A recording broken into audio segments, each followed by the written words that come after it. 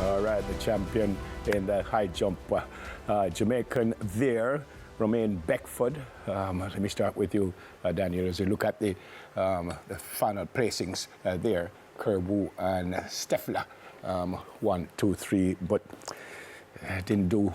Romain would not have done what he would have wanted to do. Got to the final, which was magnificent, but didn't clear the bar. Yeah, that's the worst possible outcome for a jumper in the final. To no height is what they call it. So he did not clear the opening height, which was 220. So he would be bitterly disappointed. But it's an event that's untapped for us in terms of we've never had a medal at the World Championship. So representing us in the final last year in the Olympics and again this year, you know, he has a bright future. And I'm sure going forward he'll get it together. Yeah, Warren, does that mean we're getting closer and closer? We are getting closer and closer.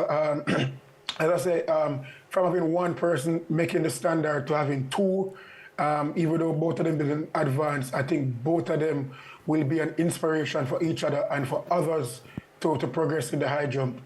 We definitely see us getting better in number and getting the mark to put us competing among the medals one day.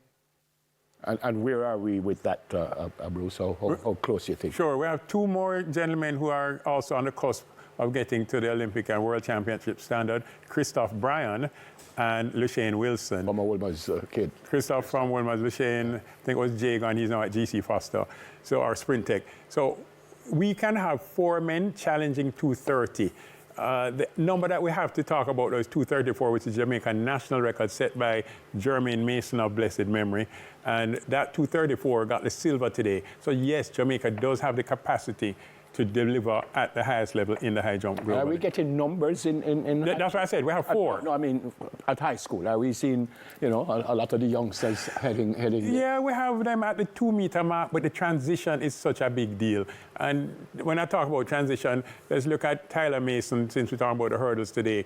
Tyler was one of the best junior hurdlers ever. His times are still in the top 5 ever, and it took him until now to get on the podium. So, and he's been around since, you know, he left champs maybe 2012, 2013.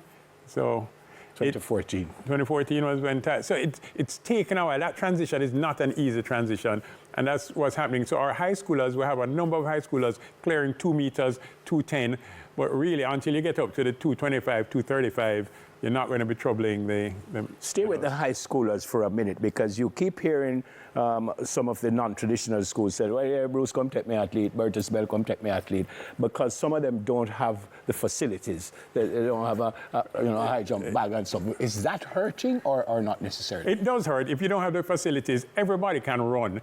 But, you know, to do the high jump and the pole vault and the javelin and the shot put and the discus, you kind of need that. If you don't have difficult to high jump without a high jump bag. What's really impressive is that the top 2 Jamaican high jumpers right now are from, Daniel, you're not going to say it? Buff Bay High School in Portland. No, I said that because Daniel is from Portland. I've been waiting for it, so thank you. So Buff Bay in Portland has the top 2, Raymond Richards and Romain Beckford, both at the World Championships this year. Raymond got a bronze at the World Indoor Championships. So our top 2 are from non-traditional schools, versus to the point, and they're from Portland, courtesy of Daniel. What if they're related? My father is from Buff Bay. I don't know. Any of them named Bell? What about coaching? And sometimes I ask the question when I speak with a coach, and I said, are you a sprint coach? You're a 400 coach, are you hurdles? What about coaching? Courtesy of Maurice Wilson and the GC Foster College, all coaches have to have a certain base. There's no way you're not just a sprint coach or just a hurdler or just a thrower. You have to have a minimum base, and then you can specialize. And again, big credit to GC Foster College, because that's where we're generating all these coaches who are going across the length and breadth of the island to develop that.